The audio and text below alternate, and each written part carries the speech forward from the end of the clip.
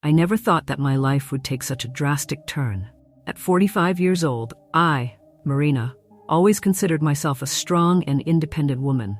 I raised my daughter Camila as a result of a fleeting relationship in my youth alone, and I was proud of having achieved this alone. Camila's father, abandoned long after her birth, leaving me with a baby and a broken heart. But that didn't stop me. I worked hard as an accountant, sacrificing nights and weekends to give my daughter everything she needed.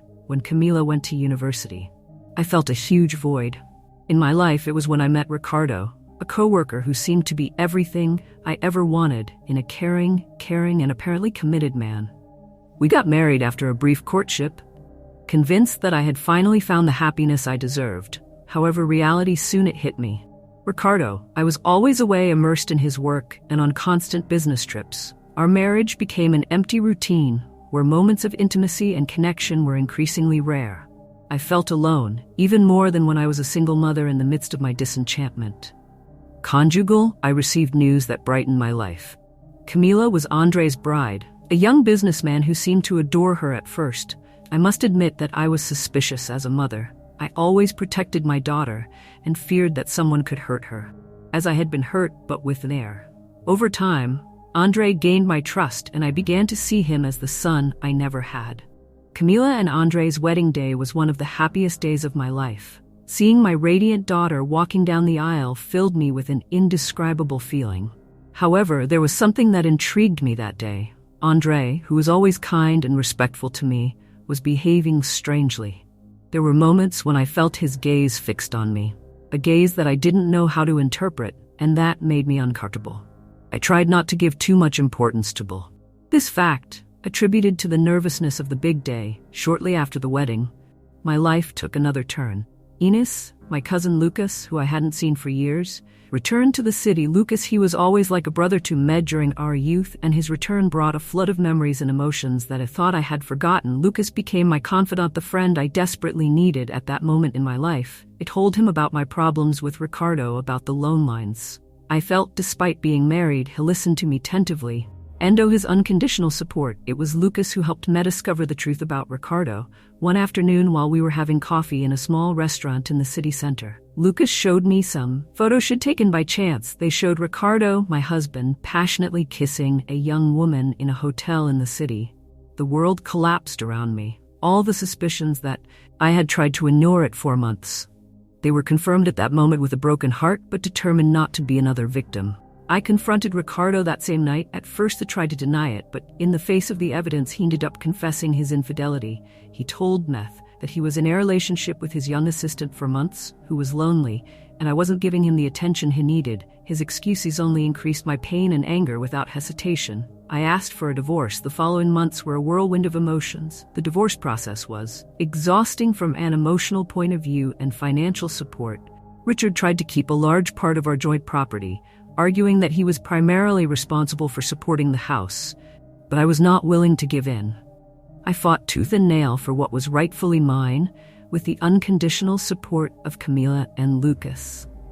In the end, I managed to keep the house we had bought together, although I had to pay considerable compensation to Ricardo. I decided it was time to start over and create a space that was completely mine. I started planning a complete renovation of the house, something that would keep me busy and help me to heal me. Lucas, always willing to help, offered to paint the house. I accepted his offer, grateful to have someone I could trust in those difficult moments. I never imagined that this decision would change my life forever. The day Lucas arrived to paint, the atmosphere was loaded with a strange tension. As I watched him work, I couldn't help but notice his athletic physique. The years had done my cousin good, and I found myself admiring the way his muscles contracted with each movement of the roll. At a certain point, I went to take him, gave him a brush that he needed. Our hands touched when I handed it to him, and I felt an electric current run through my body. Our eyes met, and for a moment time seemed to stop. We slowly approached each other. Our lips were about to touch. My story. It's not over, please. Consider subscribing to the channel. Thank you. Back to the story. The doorbell rang, breaking the spell. I jumped back, surprised and embarrassed by what was about to happen. Lucas, equally perplexed, went to open the door. grateful for the interruption, but at the same time feeling a pang of disappointment. Was my neighbor coming to borrow some sugar? I was never so happy to see that nosy woman while looking for sugar in the kitchen. It tried to calm my racing heart and put my thoughts in order. What had just happened? Could it be that I had actually come close to kissing my cousin? When I returned to Lucas's room, he had resumed his painting, acting as if nothing had happened. Wes spent the rest of the afternoon in a awkward silence, exchanging only the necessary words. When he finished painting, he said goodbye, quickly avoiding my look. That night, I couldn't sleep. My mind kept reliving that tense moment with Lucas. How could I feel that way about my own cousin? Was I so desperate for affection that I confused gratitude with attraction? Several days passed without any news from Lucas. I was relieved, but another part missed him. He had been my support during the most difficult moment of divorce, and his absence left a void in my life. One afternoon when I returned home from work, I found Lucas waiting for me at the front door. My heart skipped a beat. When I saw him, he seemed nervous. What was it with one? For him, Marina, we need to talk, he said in a serious voice. I invited him, and feeling a mix of anxiety and expectation, we sat on the sofa, keeping a safe distance between us. Lucas took a deep breath before speaking. Marina, I can't keep hiding this. I know it's wrong. I know you'll probably hate me for this, but I've always had feelings for you since we were young. I never said anything because I knew it was wrong, because you're my cousin. But these last few months, being so close to you, helping him, these feelings came back stronger than ever. His words shit melt like a tsunami. I didn't know what to say, what to think. Part of me wanted to scream at him, saying he was crazy, that we were a family, that wasn't it could happen. But another part of me that scared me was relieved, even happy to hear those words. Lucas, I don't know what to say. That's wrong. You know that, right? We're cousins. We have a family history. We can't. My voice. He spoke without being able to finish the sentence. Lucas, she nodded with a mixture of sadness and resignation in her eyes. I know, Marina, believe me. I know I fought these feelings for years, but I can't go dear. I understand if you want me to leave, if you don't want to see me ever again. I just needed you. If you knew I got up ready to leave at that moment, something inside me snapped without thinking. I grabbed his arm, stopping him from leaving. Wait, I said with a trembling voice. I also felt something that day when you were painting. I don't know what it is, Lucas. This scares me, but I don't want you to leave. We looked at each other in silence. The tension between us was palpable. Finally, Lucas said, what are we going to do now? Marina, I don't know. I answered honestly, but I think I need time to think. This is too much. Lucas nodded, understanding. Understand? Take as much time as you need. I'll be here when you're ready to talk. After Lucas left, I looked in a whirlwind of conflicting emotions and thoughts. How could I feel this way about my cousin? What would Camila think if she knew? And the rest of the family, guilt and shame mixed with an emotion that I didn't dare name. I decided I needed time alone to clear my mind. I sent a message to Lucas saying I needed space and that we wouldn't see each other for a while. He responded with a simple, I understand. I'll be here when you need me. The next few weeks were emotional hell. I tried to dedicate myself to work, renovating the house, anything that would distract me from my thoughts about Lucas, but it was no use. The memory of him haunted my every waking moment. And my dreams were full of scenarios in which early in the morning I went to a nearby bar, decided to drown my sorrows in alcohol. I drank more than I should, trying to silence the voice in my head that kept thinking about Lucas. I don't know how I got home that night. The next thing I remember is waking up in my bed with a throbbing headache and a feeling of nausea as I struggled to get up. I heard the doorbell ring with a staggering step. I went to open the door. My heart skipped a beat when I saw Lucas on the other side. Marina, are you okay? You called me last night. You didn't seem to be well. I came to see how you were doing, he said with concern in his voice. I didn't remember calling him, but I wasn't surprised. Deep down, I knew it was him. I wanted to. See, even in my drunken state, I invited him to come in, aware of my disheveled appearance and my alcoholic breath. Lucas entered, closing the door behind him. We stood in the hallway looking at each other in silence. The tension between us was unbearable.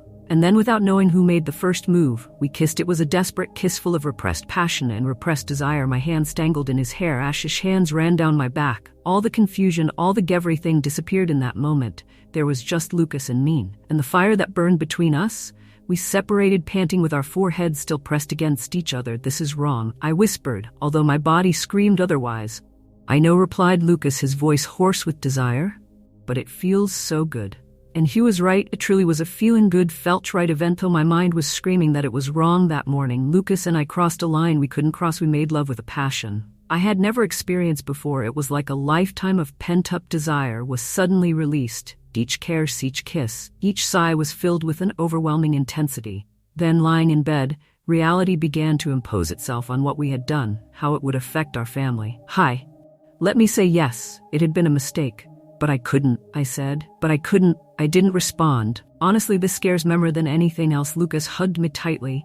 I also feel for you. It's real, it's not just desire or lust. I love you. I've loved you for years. Your words moved me deeply. I loved him too. I realized it wasn't just a physical attraction or gratitude for your support. It was a deep and complex love that had been growing silently for years. I love you too, Lucas. I finally admitted it, feeling a weight lift off my shoulders. But what are we going to do? This is not normal. What the family will say. What will Camila say? Lucas sighed. I don't know, Marina. I don't have all the answers, but I know that what I feel for you is the most real thing I've ever felt in my life. I don't want to give it up.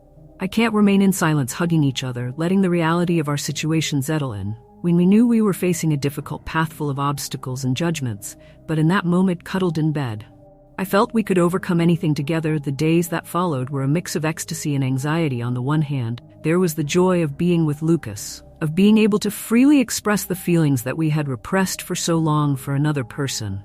There was the constant fear of being discovered, of facing the consequences of our relationship.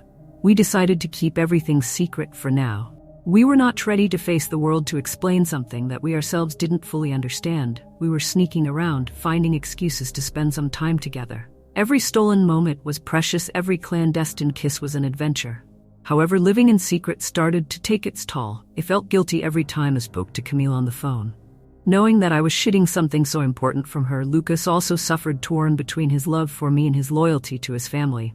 One afternoon when we were at my house, we heard the sound of a car stopping in front of the garage entrance. I looked out the window and my heart stopped. It was the Camila. She had come to visit me. By surprise. It's Camila, I whispered to Lucas in panic. You have to go. Lucas nodded quickly, gathering his things, left through the back door. The moment Camila rang the doorbell, I calmed down a little before opening the door, praying that my daughter wouldn't notice anything strange. Mom, exclaimed Camila, hugging me effusively in surprise. Andre and I decided to come visit her this weekend. My heart accelerated even more when I saw Andre get out of the car. Since the wedding, I could forget their strange behavior towards me now, with the guilt of my relationship with Lucas weighing on my shoulders. I felt even more uncomfortable in their presence. I invited them in, trying to act normal, while Camila talked about her life as a newlywed. No, I couldn't help but notice how Andre he was looking at me. There was something in his eyes, an intensity that made me nervous. That night, after Camila and Andre went to sleep in the guest room, I received a message from Lucas. It's okay, they already left. I replied that they would stay for the weekend. The answer was immediate. I miss you. This is getting increasingly difficult. I'd feeling the weight of our situation. I also missed him, and the presence of Camila and Andre only made it more evident how complicated our relationship was. The weekend passed slowly. Every moment with Camila was marked by guilt. I wanted to tell her the truth, but fear paralyzed me. How she would react when she found out that her mother was in a relationship with her uncle. On the Sunday afternoon, when Camila and Andre were getting ready to leave, it happened something that would change everything. Andre asked to speak to me in private, intrigued and a little apprehensive. I followed him to Jardín dos Fundos. Marina has started with a tense voice. I need to tell him something. My heart quickened. Did he suspect something about Lucas and me? I've been watching you this weekend, she continued, and I can't keep this a secret. Since the wedding, I can't stop thinking about you. I was paralyzed. I couldn't believe what I was hearing. What are you saying? I asked, although deep down I already knew. I'm in love with you. Marina has said bluntly, I know it's wrong that I'm married to your daughter, but I can't help it. There's something about you that attracts me irresistibly. I felt as if the ground was opening up beneath my feet. How could this be happening? My son-in-law, the husband of my daughter, declaring her love for him was a nightmare. Andre, that's crazy, I said, trying to rem. Ain calm, you're married to my daughter. I'm your mother-in-law. This can't happen. I know, replied, her running his hand through his hair as a sign of frustration, but I can't control how. I feel it right to forget you. I focused on Camila, but I can't. Every time I see you, every time I think about you, stop it. Interrupted you, it has to stop. Fear. And now you love Camila, you married, she whatever you think you feel for me, you have to forget. Andre took a step towards me with pleading eyes. But what if I can't? What if what I feel for you is stronger? At that moment we heard a noise. We turned around to see Camila at the back with here, yes, full of tears and an expression of total betrayal on her face. Mother Andre, what is happening here? She asked, her voice choked with pain. The world seemed to stop. She had heard us. She had witnessed her husband's declaration of love. Husband? His own mother? At that moment I felt everything around me crumble. Camila, darling, it's not what it seems, I started to say, but the words sounded empty, even to me. Andre was paralyzed, unable to speak. Camila looked at the two of us with the pain and confusion evident in her face. How could they do this to me? She finally cried with tears streaming down her face. My own husband and my mother. Camila, please let me explain. I asked, approaching her, but she backed away, as if my proximity caused her physical pain. Don't come closer, she said. With a trembling voice, I don't want to hear anything you have to say, any of you. With that, she turned and ran out of Casa Andre. Finally reacting, she followed her, shouting her name. I stood there in the garden feeling as if the world had ended. My daughter, my precious Camila, thought that I had betrayed her in the worst way possible. The worst of all is that, although she had not done anything with Andre, she was involved in a relationship that could hurt her as much as if not more. That night after Camila and Andre left, she refused to talk to him. I could barely convince her not to. In her emotional state, I broke down. I cried like I hadn't cried in years, feeling the weight of guilt, of fear, and confusion. I called Lucas, desperately needing his support. When he arrived and saw me in that state, he hugged me without doing anything questions. I told him everything between sobs, Andre's statement, Camila's reaction, Themis. Everything had turned into, oh, Marina's eyed, stroking my hair. I'm sorry, this is a mess. What are we going to do? Lucas, I asked Camila, my voice is suffocated against this chest. Thinks I have a crush on Andre. If she finds out about us, I will lose her forever. Lucas was silent for a moment, and I could feel the tension in his body. Finally, he spoke. Maybe we should end this. Marina, his words were like a dagger in my heart. What? No, Lucas, you can't be serious. Think about it. Marina, he said, his voice heavy with pain. Look what happened today, and this is just the beginning. If we continue like this, we will only cause more pain for Camila. Fourth whole family. I knew that he was right, but the thought of losing him terrified me. But I love you, I whispered, and I love you. He responded by kissing my forehead, but sometimes love is not enough. Sometimes we have to do the right thing, even if it hurts. That night, Lucas and he made the decision hardest of 4 lives. We decided to end our relationship. It was breaking, full of tears and promises of a love that could never exist. But we knew it was the right thing to do. The days that followed were hell. Camila refused to talk to me, convinced of what? I had betrayed her trust with Andre. I tried to explain the truth, that nothing had happened between us, but she didn't want to listen. Andre, in turn, had confessed everything to Camila, had told her about his feelings for me, but he also assured her that I had categorically rejected him, that it helped a little to alleviate the situation with Camila. But the damage was done. I felt completely alone. I had lost my daughter, the man I loved, and my family was in chaos. I spent whole nights crying, asking myself how I had gotten to this point. It was in one of the nights of sleeplessness I made a decision. I couldn't continue living like this. I needed a change, a new beginning. I decided to move, leaving behind the city that had witnessed so much pain and turbulence. I wrote a long letter explaining everything. I told her about my loneliness after her departure, about how Ricardo had betrayed me, about the support Lucas had given me. I told her about the feelings that had arisen between me and Lucas, but also about her decision not to act on them for the good of the family. I assured her that never ever I would have reciprocated Andre's feeling, saying that I deeply regretted the pain that the whole situation had caused him.